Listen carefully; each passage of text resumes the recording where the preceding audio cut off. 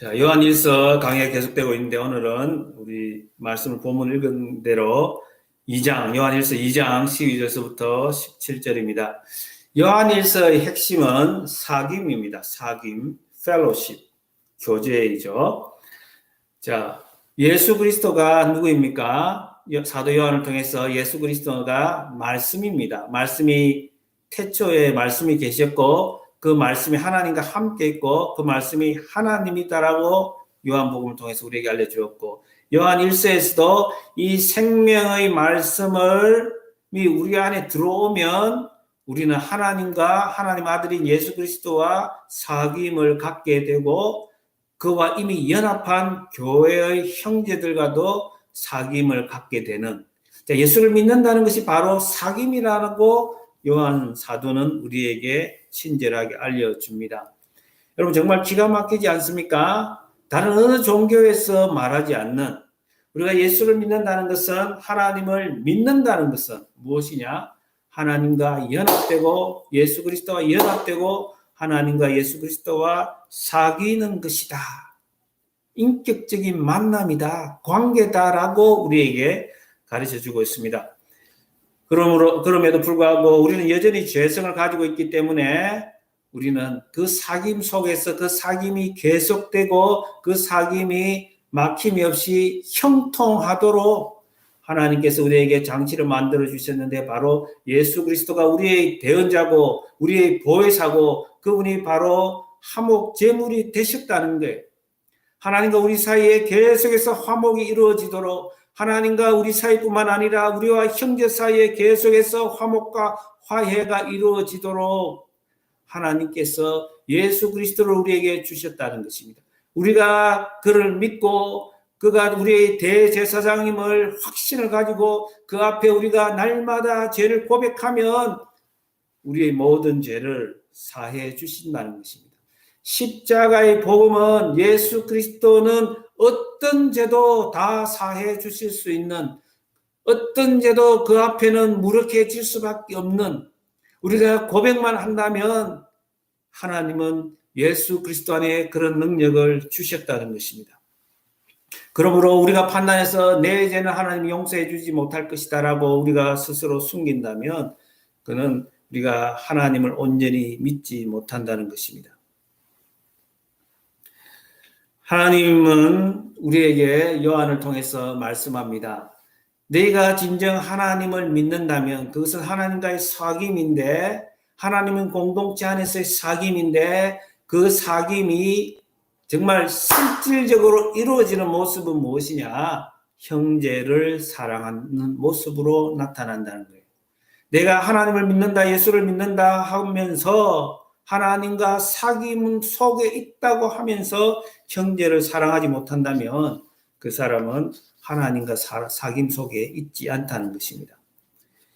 자, 오늘은 우리에게 무슨 말씀을 하느냐 하면은 사도 요한을 통해서, 자, 우리의 정체성이 어떤지를, 그리스도 안에 있는 우리가, 하나님의 자녀된 우리가 누구인지를 우리가 알아야 된다는 것입니다. 12절서부터 15절에 보면, 자, 자녀들아라고 이야기를 합니다. 지금 사도 요한은 아마도 요한일서 2서 3서가 요한이 인생 가장 마지막에 쓴 것으로 기록됐다고 봅니다. 어쩌면 요한계시록보다도 더 뒤에 쓰여진 말씀이 요한일서라고 학자들은 보고 있습니다. 자, 그는 이미 지금 90대 중반 넘어선 나이입니다. 여러분, 정말 그 노목회자의 그 마음을 우리는 충분히 읽을 수가 있습니다. 그는 사랑하는 성도들 향해서 자녀들아고 말을 합니다. 사랑이 담겨 있습니다. 자녀들아, 내가 너에게 쓰는 것은 너희 죄가 그 이름으로 말미암아 사함을 받았으며, 기독교에서는 인생의 가장 큰 문제는 여전히 죄의 문제입니다. 예수님이 왜 이 땅에 오셨고 왜 죽으셨습니까? 우리 죄 때문에 이 땅에 오셨고 우리의 죄를 사하시기 위해서 십자가에서 처참하게 죽으셨습니다.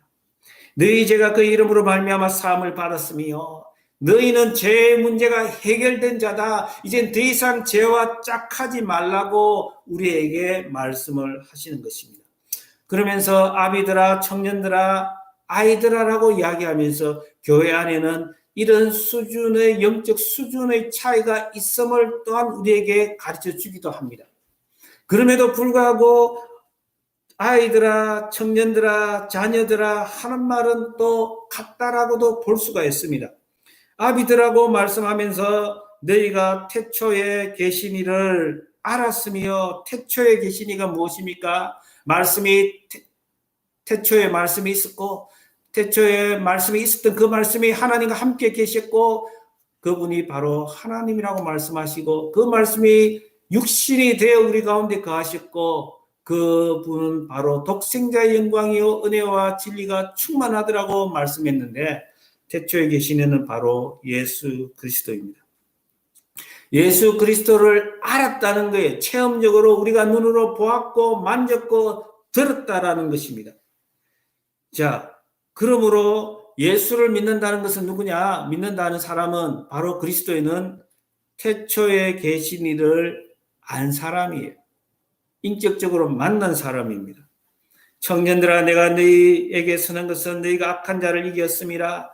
악한 자가 무엇입니까? 바로 우리의 삶은 그리스도인은 영적 전쟁에 놓여 있고, 바로 그 영적 전쟁에서 전쟁은 하나님께 속한 것임을 알고 하나님을 의지하여서 예수 그리스도 이름으로 물리친 악한 것을 이기는 사람이라는 것을 우리에게 가르쳐 줍니다.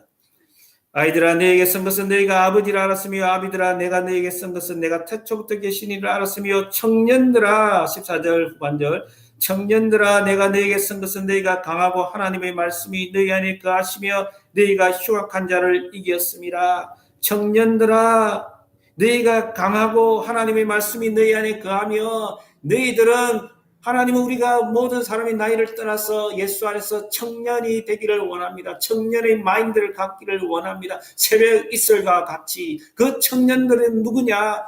바로 강하고 영적으로 강하고 하나님의 말씀이 거하는 자입니다. 하나님의 말씀을 머금고 살아가는 사람이 바로 이 시대의 하나님 보시기에 청년이요 새벽 이슬과 같은 존재라는 것을 성경은 우리에게 가르쳐주고, 또다시 요한은 이들이 흉악한 자를 이겼음이라고 합니다. 악한 자를 이겼고 흉악한 자를 이겼다라고 말씀하는 것은 바로 우리의 삶이 영적 전쟁 아래에 놓여 있고, 그 영적 전쟁의 배후에는 사탄이 마귀가 있다라는 것을 우리에게 가르쳐 줍니다. 우리의 존재가 누구인지, 우리의 아이덴티티, 정체성이 누구인지를 확인시켜 주면서, 하나님의 사람은, 예수를 믿는다는 사람은 하나님의 공동체와 사귐이 있을 뿐만 아니라 그 사귐은 형제 사랑으로서 나타나야 하고, 두 번째 객관적인 상관물로 나타나야 되는데 그게 뭐냐? 그 구체성은 바로 세상을 사랑하지 않는다는 것입니다. 여러분, 우리가 아는 것처럼 세상이 무엇입니까? 성경은 두 가지로 말합니다. 우리가 아는 세상은 하나님이 세상을 이처럼 사랑하사 독생자를 주셨으니 저는 예수를 믿는 자마다 누구든지 멸망치 않고 영생을 얻게 하려 함이라. 하나님이 세상을 이처럼 사랑하사라고 말합니다. 하나님이 손수 지으신, 말씀으로 지으신 이 세상은 복된 세상입니다. 심히 보시기에, 하나님 보시기에 아름다운 세상입니다. 하나님은 그 세상에 대해서 끊임없이 관심을 가지고 끊임없이 예수 그리스도를 통해서, 성령을 통해서 재창조하고 있습니다. 믿으십니까? 하나님은 우리를 사랑하십니다. 그럼에도 불구하고 성경은 또 다른 세상이 있다라고 말합니다. 그 또 다른 세상이 무엇입니까? 그 또 다른 세상은 사탄의 권세 아래 있는 세상이랍니다. 사탄의 권세 아래에서 타락하여서 거짓의 아비인 세상, 사탄의 영향력을 가지고 거짓으로 살아가는 또 다른 세상이 있다라는 것입니다. 그 세상에 농락당하고 그 세상에 끌리면 안 된다는 것입니다. 그 세상은 아버지께로부터 온 것이 아니라는 것입니다. 사도 요한을 통해서 15절에서부터 17절에서는 이 편지를 받고 이 편지를 읽고 있는 또 우리 아가페 교회에 엄중히 경고하는 것이 있습니다. 이 세상에 속한 모든 것은 본질적으로 육신의 정욕이요 안목의 정욕이요 이생의 자랑이라고 말하고 하나님께로 난 것이 아니라고 우리에게 가르쳐 주시면서 누구든지 바로 이런 세상을 사랑하면 하나님의 사랑이 그 안에 거하지 않는다고 우리에게 경고하고 있습니다. 여러분, 형제 사랑과 하나님의 사랑은 같이 간다고 말씀했습니다. 하나님과의 사랑, 하나님과의 사귐은 하나님을 믿고 하나님을 아는 것의 표징이요. 나타나는 모습입니다. 자, 그리고 하나님과의 관계와 사귐은 형제 사랑으로 반드시 나타나야 한다는 것입니다. 여러분, 형제를 사랑한다는 것이 어쩌면 쉬운 것은 아닙니다. 그러나 우리는 분명히 형제를 사랑하는 모습은 우리의 눈이 달라져 있음을 알게 합니다. 불쌍히 여기며 허리를 굽히시고 이렇게 세워주셨던 우리 예수님의 모습이 우리를 통해서 나타나야 한다는 것입니다. 내가 당장은 예수님처럼 그를 살리고 그를 이렇게 세워주기 힘들지만 그러나 나의 판단이 아니라 예수님의 마음과 눈이 나를 통해서 나타나야 하는 것입니다. 아직 우리의 눈이 달라지지 않았다면 우리는 회개해야 합니다. 적어도 우리는 아직 성숙하지 못한 그리스도인 것을 말하는 것입니다. 여러분, 하나님의 사람은 형제를 사랑할 뿐만 아니라 이제 세상을 사랑하지 말아야 된다고 말합니다. 우리가 지난 한 주간, 아니 이전부터 매일 성경을 통해서 고린도 후서를 묵상하고 있습니다. 고린도 교회에 바울이 전하는 이 편지가 무슨 이야기를 하는 것입니까?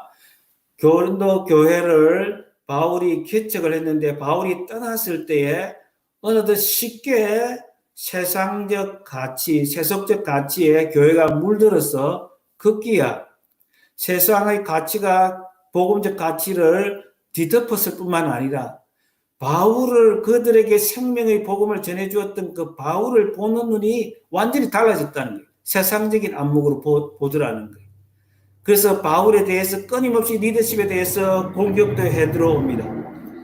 여러분, 세상적 가치라는 게 얼마나 무서운지 모릅니다. 자기들에게 생명의 복음을 전해주었던 복음을 받아들일 때는 아멘으로 화답했지만 다시 한번 세상에 물들었을 때는 바울을 공격하고 바울의 약함을 공격해 들어왔고 바울은 그 약함을 공격해 들어올 때 오히려 자신의 강함을 드러내는 것이 아니라 자신의 오히려 약함을 숨어있는 모든 약함을 다 드러내면서 하나님의 능력은 바로 내 약함 속에서 머문다는 사실을 가르쳐 주었습니다. 오늘 성경 본문은 사도 요한이 세상을 사랑하지 말라고 했는데 그 배후에는 사탄이 있다는 것입니다. 사탄은 우리의 연약한 고리를 보고 고리를 끊으려고 합니다. 바로 우리의 급소를 알고 급소를 치고 들어오는 존재라는 거예요. 우리의 세 가지 급소가 있는데 그 연약한 고리가 무엇이냐? 바로 육신의 정욕과 안목의 정욕과 이생의 자랑이라는 것입니다. 여러분, 육신은 죄성입니다. 우리 몸뚱아리를 여기서 말하는 것이 아닙니다. 타락한 본성이고 하나님과 등을 돌린 인간의 본성에 대해서 말합니다. 정욕은 타락한 인간 본성에서 나오는 악한 욕망입니다. 하와가 사탄의 꾀임에 넘어가 선악과의 먹음직스러움에 유혹되었던 것과 똑같은 것입니다. 예수님은 40일 금식을 하는데 사탄이 이 돌들로 떡덩이가 되게 하라고 했던 가장 시장하고 배고픈 바로 그 시간에 육신의 정욕을 치고 들어오는 것이 바로 육신의 정욕입니다. 안목의 정욕은 무엇입니까? 안목의 정욕은 눈을 통해서 추구하게 되는 죄악의 욕망입니다. 눈은 여러 감각기관 중에서 쾌락을 감지하는 첫 번째 통로입니다. 그러나 인간이 악한 욕망에 사로잡히게 되면 눈은 인간의 그런 욕구를 충족시키는 좋은 도구가 됩니다. 하와는 눈으로 선악과를 보암직하게 여겼고 다윗은 목욕하는 바세바를 눈으로 보고 범죄하게 되었습니다. 눈은 인간으로 하여금 죄악을 향한 강한 열망을 일으키게 하는 것입니다. 어떤 신학자는 바로 이 안목의 정욕이 성적 정욕이라고도 말했습니다. 그리고 세 번째로 이생의 자랑입니다. Pride of life. 자기 인생에 대해서 자만하는 것입니다. 교만하는 마음입니다. 헬라어에는 생명을 나타내는 말이, 인생을 나타내는 말이 비오스, 생명을 나타내는 말이 비오스라는 말과 조에라는 말이 있습니다. 조에는 하나님이 주신 생명이요, 하나님과 관계를 맺고 있는 교제요, 사귐을 말하는 것입니다. 근데 비오스는 바이올로지라는 말이 비오스에서 왔는데, 비오스는 바이오, 비오스는 하나님을 의지하지 않고 살아가는 삶, 자신의 삶의 주인이 되어 있는 그 모습을 바로 비오스라고 합니다. 정당한 이유와 근거 없는 헛된 자랑, 교만, 윗선이라는 부정적인 의미를 이 이생의 자랑이 가지고 있습니다. 야고보서 4장 16절에서 이 비오스가 한 번 더 사용되는데 허탄한 자랑이라고 번역되어 있습니다. 야고보 사도는 자신을 높이거나 자신이 가진 소유를 자랑하는 자들을 허탄하는 것을 자랑하는 자라고 규정하고 있습니다. 이러한 자랑을 악한 것이라고 말하는 것입니다. 세상을 자랑하는 것은 한마디로 하나님을 의지하지 않고 자신이 추구하는 모든 가치가 세상에 있음을 보여주는 것입니다. 바울이 모든 사람들이 자랑할 만한 그 모든 것들을 배설물로 여기고 오직 그리스도만을 자랑했던 것처럼 이 비오스는 우리가 인생에 대해서 우리의 인생을 자랑하는 것은 썩어질 것을, 배설물과 같은 것을 붙들고 자랑하는 것이라고 말하는 것입니다. 고린도후서에서 사도 바울은 자신이 가진 모든 것을 배설물로 여기고 자기의 인생이 질그릇같이 연약한 존재의 인생임을 고백하면서, 그럼에도 불구하고 그 질그릇 같은 연약한 인생 가운데 우리 안에 거하시는 예수 그리스도가, 하나님의 복음이 바로 보배라는 사실을 우리에게 말씀하면서 우리의 연약한 질그릇을 의지하지 않고 그것을 자랑하지 않고 깨어질 그것을 자랑하지 않고 보배를 붙들고 보배를 의지하고 사는 것이 바로 하나님의 뜻을 행하는 것이라고 말했습니다. 여러분, 조금 전에 말씀드렸던 것처럼 이 육신의 정욕과 안목의 정욕과 이생의 자랑은 우리 인간이 가지고 있는 죄의 가장 죄를 지을 수 있는 모든 것이 다 포함되어 있는 우리 인생의 가장 연약한 고리라는 것을 우리에게 가르쳐주고, 그 배후에 이것을 공격하려고 집요하게 달라드는 사탄이 있고 흉악한 자가 있고 악한 자가 있다는 것을 사도 요한은 우리에게 가르쳐주고 있습니다. 여러분, 마태복음에서, 누가복음에서, 복음서에서 바로 예수 그리스도가 40일 금식한 후에 마귀로부터 유혹을, 시험을 받았다고 하면서 그 시험의 배후에 마귀가 있다는 것을, 사탄이 있다는 것을 우리에게 분명히 보여줍니다. 창세기 3장에 가면 그 아름다운 에덴 동산에서 하와를 깨었던 그 존재가 바로 사탄이라는 것을 성경은 우리에게 분명히 말해주고 있는 것입니다. 돌들이 떡이 되게 하라라는 것은 바로 우리의 육신의 정욕을 치고 들어오는 것입니다. 먹음직도 했다라고 창세기에서 말하고 있습니다. 안목의 정욕은 무엇입니까? 천하를 보여주며 내게 절하라, 보여주며 내게 절하라고 이야기합니다. 창세기에서는 보암직도 하다고 말합니다. 이생의 자랑은 무엇입니까? 성전 꼭대기에서 뛰어내리라고 말하면서 그 모든 부귀영화를 주겠다는 거예요. 지혜롭게 할 만큼 탐스러운 것이라고 창세기에서는 우리에게 말합니다. 여러분, 우리 뉴잉글랜드 땅에서 하버드와 터프스에서 이렇게 공부하고 가르쳤던 M. 스카펙이라고 하는 심리치료사요, 정신분석학자요, 기독교 절술가가 이렇게 말했습니다. 그가 쓴 아주 유명한 책, 아직도 가야 할 길이라는 책보다 더 오히려 가치를 인정하는 책이 있어요. 많은 사람들에게, 대중들에게는 아직도 가야 할 책이 인기가 많지만은 거짓의 사람들이라는 책이 굉장히 영적인 책입니다. 그 책에 보면은 현대의 모든 심리치료, 정신분석, 정신을 이렇게 치료하는 책들에서 이벌이라고 하는 대문자 이벌이라는 글자가 삭제되었다는 거예요. 이벌이 삭제됐다는 거예요. 사탄의 존재를 부정하기 시작했다는 거예요. 그럼에도 불구하고 엠스 카펙이 한평생 인간의 정신을, 인간의 마음을 연구한 끝에 결론은 뭐냐면 여전히 인간의 마음을 아프게 하고 병들게 하는 그 배후에 이벌이 있다라는 사실입니다. 여러분, 우리 인생은 영적 전쟁입니다. 사도 요한이 오늘 우리에게 주는 것처럼 흉악한 자가 있고 악한 자가 있음을 분명히 우리에게 가르쳐주고 있습니다. 이 영적 전쟁은 분명히 우리가 인식해야 될 것은 전쟁은 하나님께 속한 것임을 고백해야 합니다.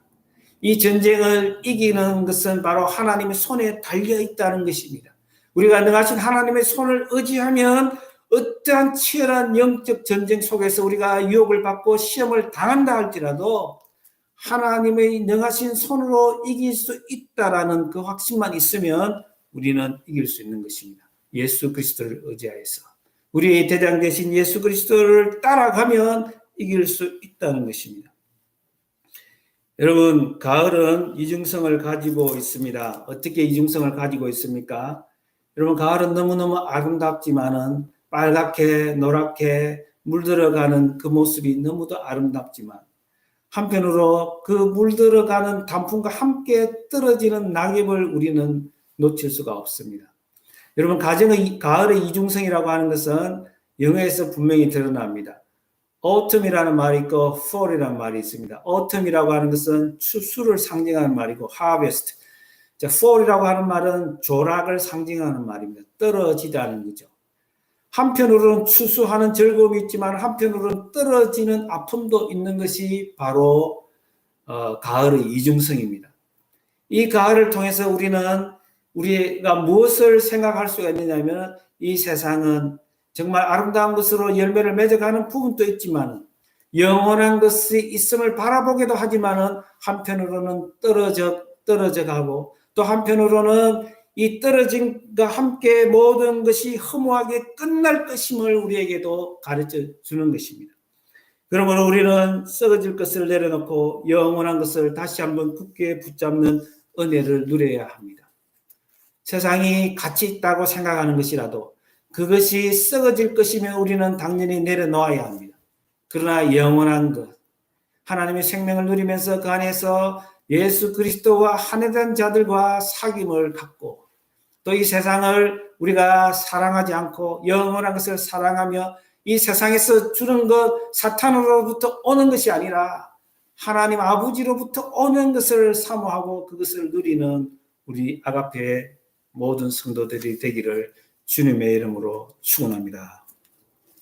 기도하겠습니다. 하나님 아버지 은혜 감사합니다. 이 가을에 하나님 말씀을 통해서 우리로 하여금 영원한 것을 바라보게 하시고 이 땅이 여전히 영적 전쟁임을 깨닫게 하시되 하나님이 전쟁이 하나님에게 속한 것임을 또한 우리에게 알게 하셨사온저 하나님의 손을 바라보게 하시고 우리의 영원한 대장 되신 예수 그리스도를 따라가며 하나님의 영혼 속에 하나님의 생명 속에 영원히 거하게 하여 주시옵소서.